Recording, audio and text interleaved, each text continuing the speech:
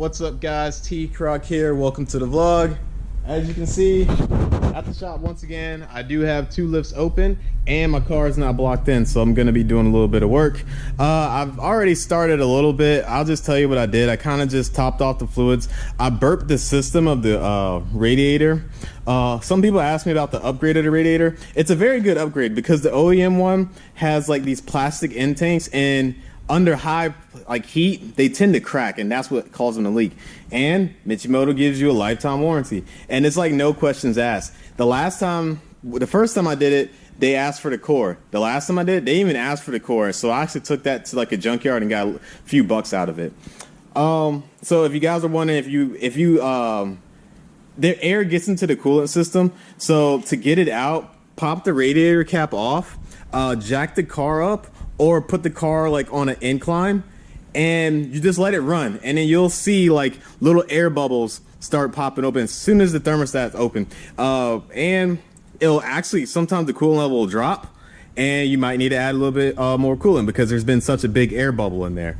So if you have like these random overheating issues where it goes up and down, it might be the thermostat, or you might want to try the simple method of just opening the radiator cap, propping it on the incline, and burping the system. And if that doesn't work, then just go down the list and probably thermostat, coolant sensor, etc.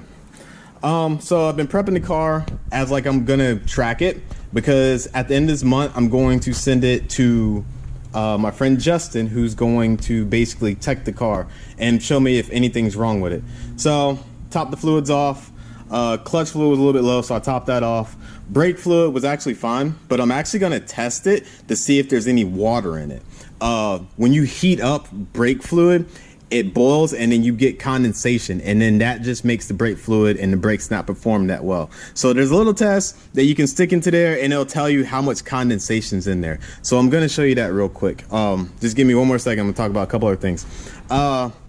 I put my battery tie down. I'm not about the fancy, ones. If you want to get one off of eBay, it's perfectly fine. I'm fine with the OEM one. But when you tech a car, like that's like a very big thing. You want to make sure your battery's nice and secure. It doesn't wobble or anything like that. The reason why they don't want your battery to basically fall out or turn upside down, because that's going to ground out and it's going to be an electrical fire and a big nightmare.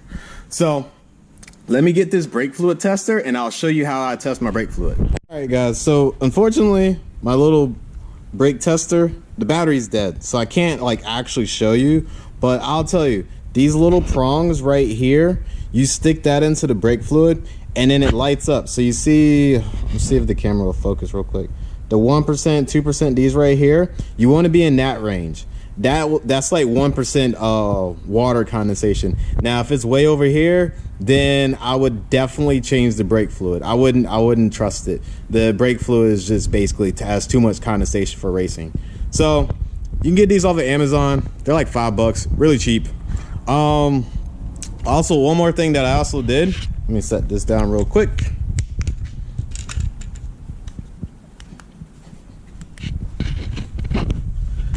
You see that yellow marking? That's a jack point. The reason why I did that is there's basically parts where you have to jack up the car, and let's just say some guy is helping me out and he's not familiar where the jack points is. I can just tell him, hey, can you jack up the car where the yellow spot is? So I basically did all 4 points, and that's where the jack scans would go as well. It's just a little tidbit that I learned from a few racers, and it actually works really well because I made sure it was bright yellow. It works good at night, so I'm not looking for the little indentations to say, okay, that's where I'm supposed to jack it up at. So it's just, it saves time and it's a lot quicker. So I'm gonna get the car on the lift, but before I do, I'm actually gonna take it on the street. I shouldn't say the street. I'm gonna take it on there's a back road right here that leads into a neighborhood, and I'm gonna see if I can knock off some of the surface rust off the rotor. Hopefully I can knock off a good portion of it. If the surface rust is still up there, then I'm probably just gonna get some new rotors. And we can definitely feel how the car's driving and all that good stuff. So hopefully we don't get a ticket. If we do, it'll be on camera. But like I said, I'm just gonna do a few laps. I said a few laps like I'm racing. I'm just gonna go up and down the street real quick. I'm probably not gonna do it too many times because I don't want to piss off the neighbors with the loud ass car. So maybe like 2 or 3 times, and then we'll get the car onto the lift, and then we'll go to the next thing I'm gonna take care of.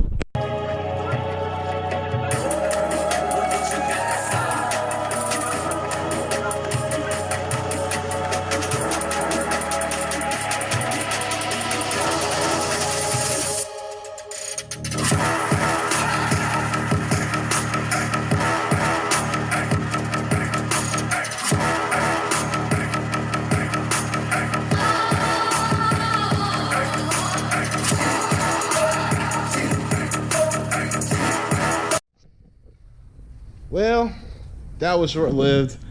The car is ready to be lifted up. So I was gonna do a couple more laps, but bruh, this car is rough on the street. And I saw a cop, and I was like, you know what? Don't even fucking chance it. I just pulled it back in. Even though, like, only reason why it doesn't have an inspection, and obviously everything that's done to the car is illegal. So it's just a dedicated track car. It has insurance, thank God. So that wouldn't get me in trouble. I forgot to mention the brake fluid I use is Motul RBF 600. Fluid for the radiator. So typically they don't want you running antifreeze because it's a pain in the ass to clean up on track. So I only have antifreeze in there right now because it's winter and I don't want it to freeze over.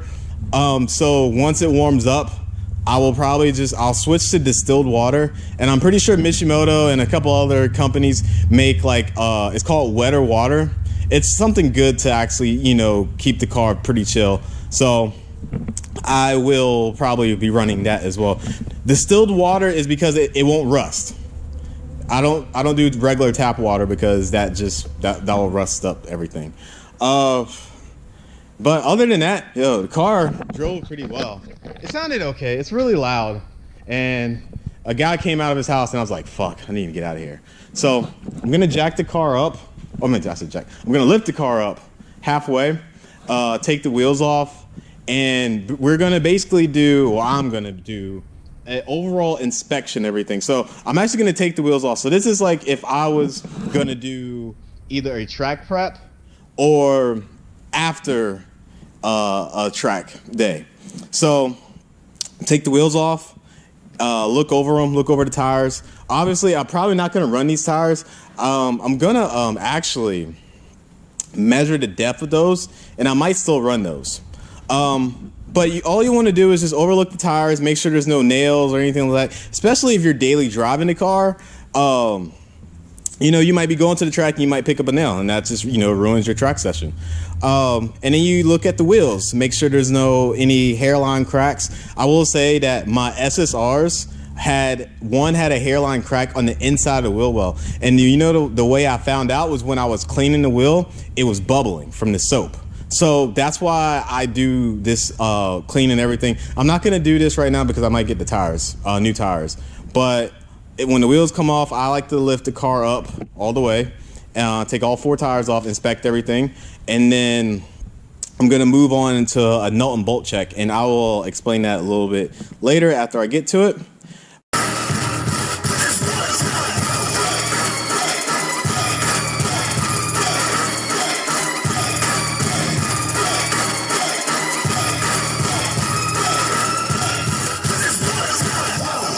Alright, so all wheels are off. Now I'm not gonna do this all on camera. I'm not gonna individually inspect every single one with you guys, but I'll do this front caliper real quick and front wheel. So what I would do, since I have the Evo Brembos, it's really easy to look and see your pad thickness. And then from the back as well. And you just look from the top as well, if I can get the camera to look. And you just look at the pad thickness, you look at the rotor, see if there's any kind of cracks or anything like that there, and then just kind of give them a good wipe down. Now I do believe, yeah, they have these markings. You see these color markings? Apparently, if I can spin this, Hold on one second, guys. So these colored markings right here are supposed to be indicators of wear of the rotor. So I think once it gets to the pink, then like have you see it on the top of the rotor, then it's time to get rid of this rotor. So this rotor is actually pretty good, and I would check all of them. So the rotor's a DBA T3. I don't do the cross drilled because they're prone to cracking under high heat. So I just do drilled. And this is like a different kind of drilled instead of the slotted one. Apparently like it's better for cooling and yada yada yada. I tried them out, I like it. The pad is actually Faraday, but like I said in the last video, I'm probably gonna go with Hawk pads. I'm not sure which one yet. Actually, in the last video I said it was a Hawk HP Plus. It's not, it's Faraday. And then I got gyro disc titanium shields to prevent heat as well. But I'm gonna switch to the Hawk pad because with NASA they have like a little contingency sponsorship thing. They'll give you a few dollars off, so to save a little bit of money and I put a slap of decal on the car, I'm down for it.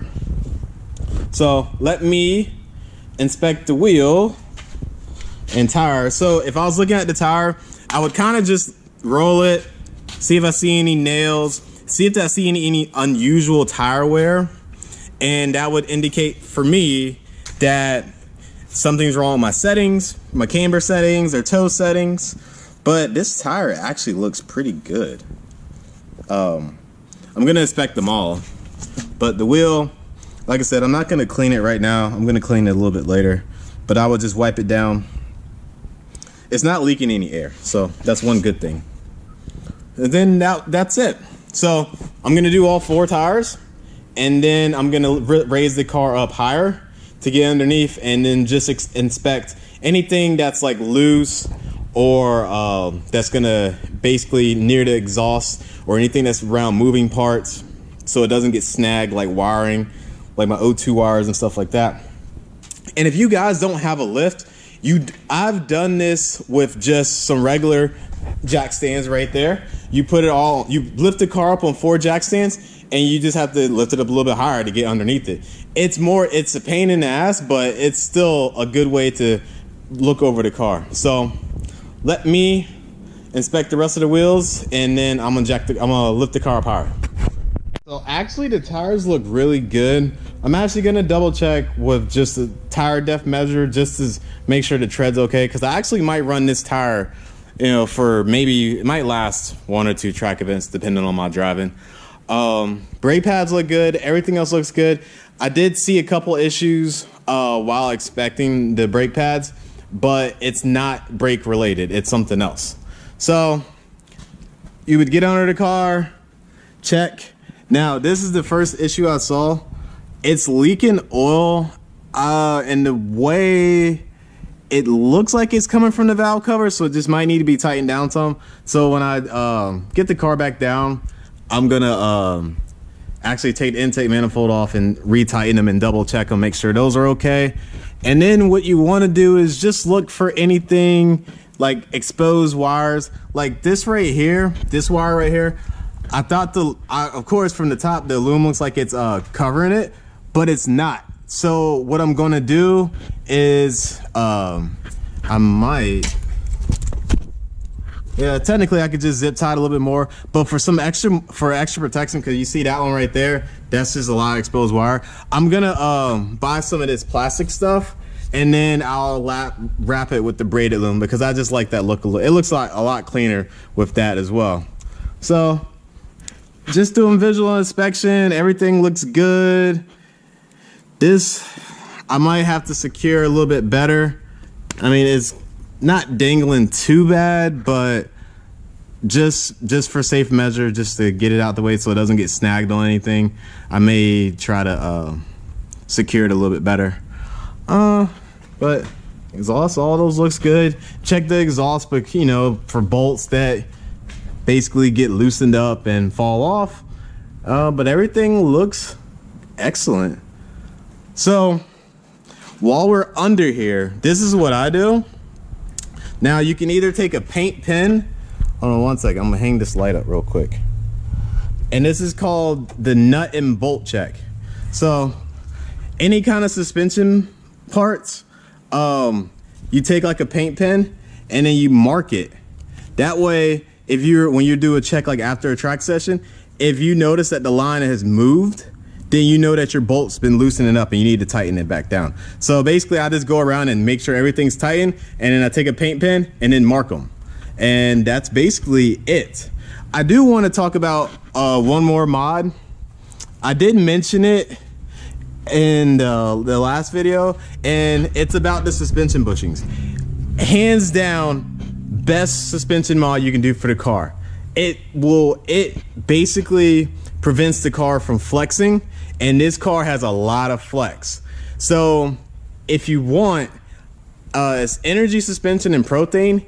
I believe Energy Suspension has the master kit, but the only thing, the master kit does not have these knuckle bushings right here and the one up top right there. You have to get those from a second gen Eclipse, and it's basically, it says knuckle bushing.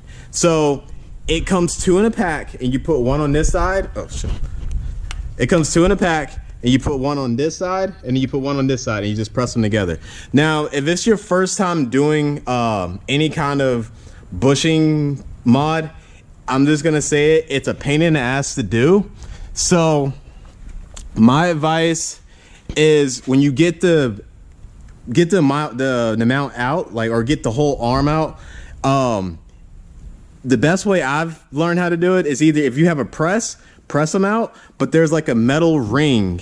Let me see if you're not gonna see it, but the metal ring's gone, but there's a metal ring on the bushing itself. So you have to get the bushing out, and then you have to get the metal ring out. So personally, I take a blowtorch and I just heat it all up, and I knock out the whole thing. And you can knock it out with a hammer. You can take like a chisel or anything like that and either cut the metal ring and then hammer it out. But let me just put it this way, if you have everything off the car, it is 10 times easier. So just expect, if you're gonna do all the bushings, that your car is gonna be down for X amount of days. It depends on how many hours you're gonna put into it. I kind of did mine in sections. I did the front first. Like, I did the motor mounts first, because those were the biggest and they're a lot easier.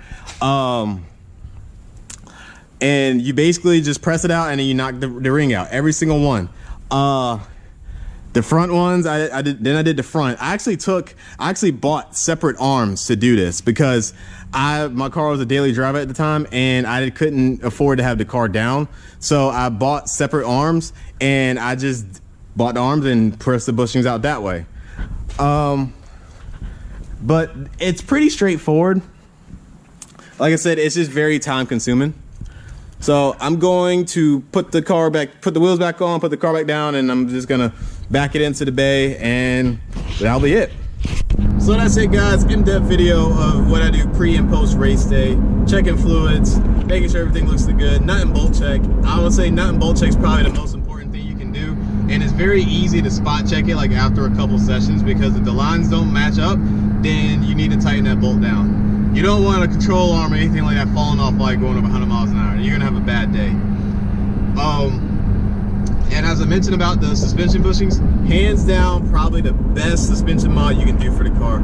The car flexes way too much, and the install is very tedious and a pain in the ass, but well worth it. So next week I'll be going to work for about 5 days, so I probably won't have time to work on the car.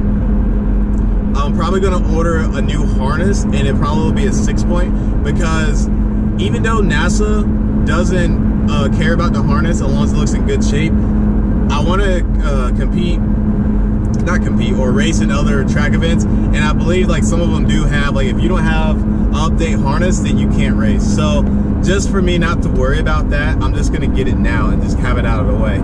So I'll probably do a video on that. Other than that, I'm loving the feedback. I'm loving interacting with you guys on social media, off social media. So I'll see you guys in a few weeks. Like and subscribe, and I'll see you guys next time.